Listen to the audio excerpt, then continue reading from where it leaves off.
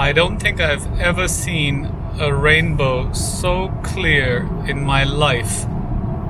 I don't know if the camera can show you, but this is unbelievable. There are two rainbows, and both of them, well, one is a bit far, but the one on the right is so crisp. It's unbelievable. Wow.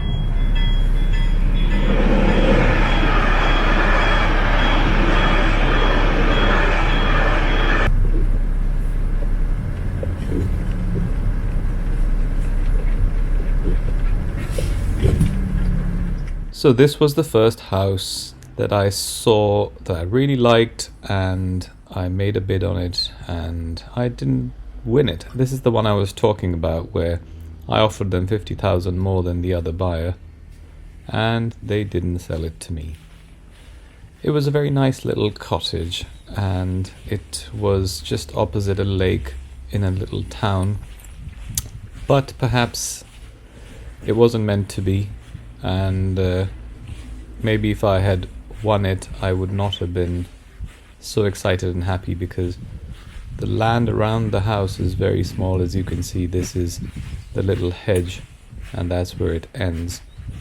There's a little conservatory kind of small place, but other than that there's not much to do outside in the garden. And opposite this place were these apartments that were owned by Norwegians who came and spent summer.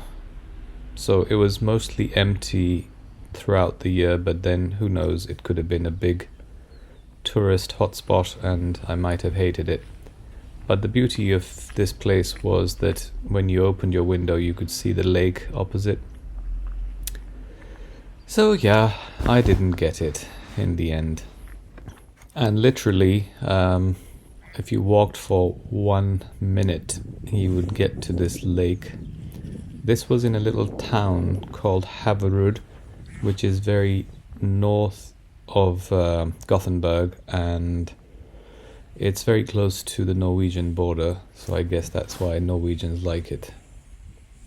Beautiful Swedish countryside, peaceful and quiet.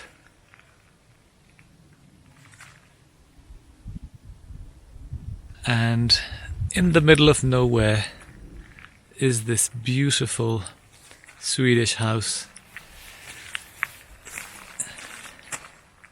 And here we are. Well, it's not my house. I'm renting it. It's through Airbnb, but it's beautiful.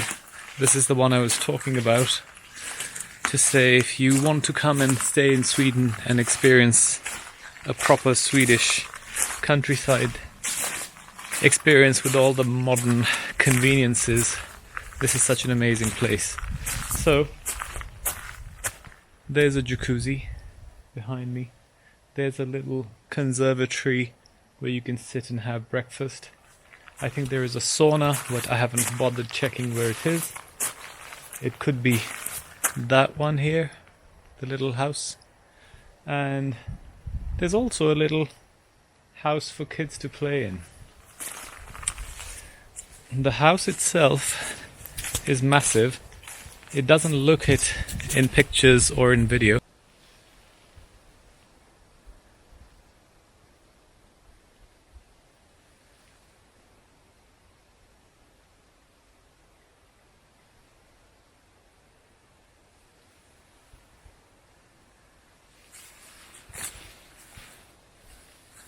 I'm not sure if this whole plot of land belongs to this property, but there is a good chance it does,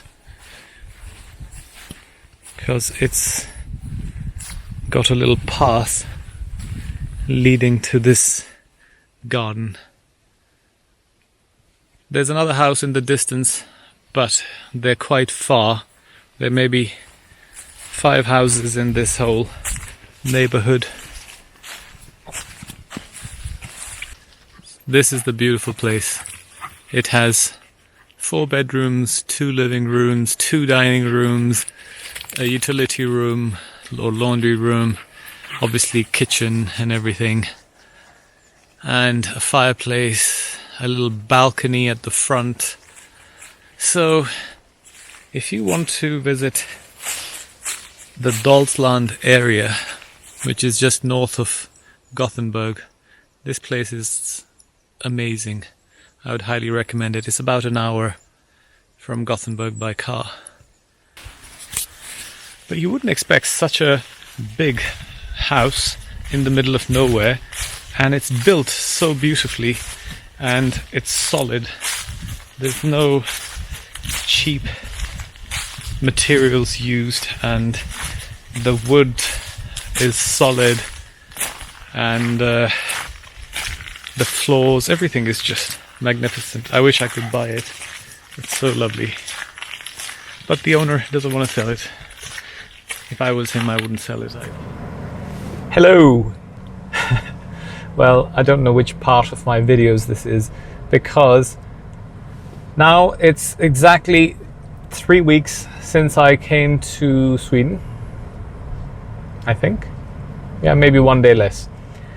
And I am on my way home. Well, I'm gonna obviously go to Denmark, stay in Germany overnight, and then head back to Belgium, well, Holland, Belgium, and stay there. Then I'm stopping in Paris to see some friends. So it's going to be like 3-4 days, 5 days maybe, until I get home. But the huge weight is lifted off my shoulders.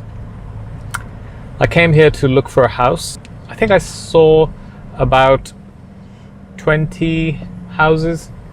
Either they were in a very bad condition or they were in the wrong place, and it was really tough. Eventually I found a house, and after some deliberation I put down an offer and they accepted it. Well, a few offers. But the lady who lives there is 82 years old and she's disabled. She's waiting to find an apartment that she could move into that's either on the ground floor or has a lift. So she can't move out immediately, but I'm not the kind of guy who would force people to move out. So I said, look, let's do a contract where you have 12 months to find a place, because I'm sure she'll be able to find a place in 12 months. If it's sooner, then I take over the property sooner. Otherwise, I can wait. So I put down a deposit, signed a contract. They know the property is sold. They have some of the money. And now it's just a matter of doing the final bit, the handover, and taking over the possession. The property is very nice. I really like it because it has a lot of potential. I'm one of those people that I see potential when I see things. I don't see the damage, the destruction that's happened. I look at what it could be. So the property is a bit more expensive than I thought I would want to buy, but it is what it is, and I really like it. I like the location. It's very big, which is a nice thing. Needs some money being spent on it, but I will spend money on it and make it into a very beautiful home. And yeah, so I feel like I have accomplished something, and now I'm heading back to London. Yeah, it's been a journey. So I spent a few weeks in September looking at properties, and then I went back for October and then came back here, and I spent the whole of November pretty much. I feel like I've accomplished, and I'm happy and in a good place mentally. But it's a long drive back. I think I have done, in these last 3.5-4 weeks that I've been traveling, I've done about 5,000 kilometers. And it's just a lot of driving. I think 5,000 kilometers is 3,000 miles, and I still have 2,000 kilometers probably until I get home. So a lot of driving, and very expensive because of the prices of fuel. But there's never a good time. There's always something. So You just have to accept the circumstances and make the best of it.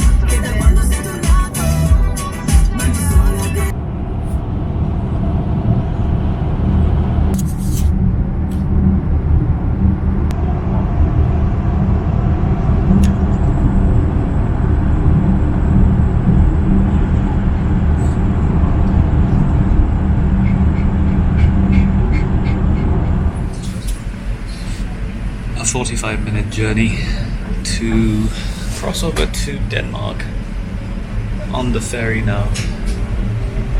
Very quick journey, so not too bad. The only thing is, it's very expensive. 45 minutes, and it's I think 150 euros. Whereas the one from Dover to Calais is £80 and it's 2 hours.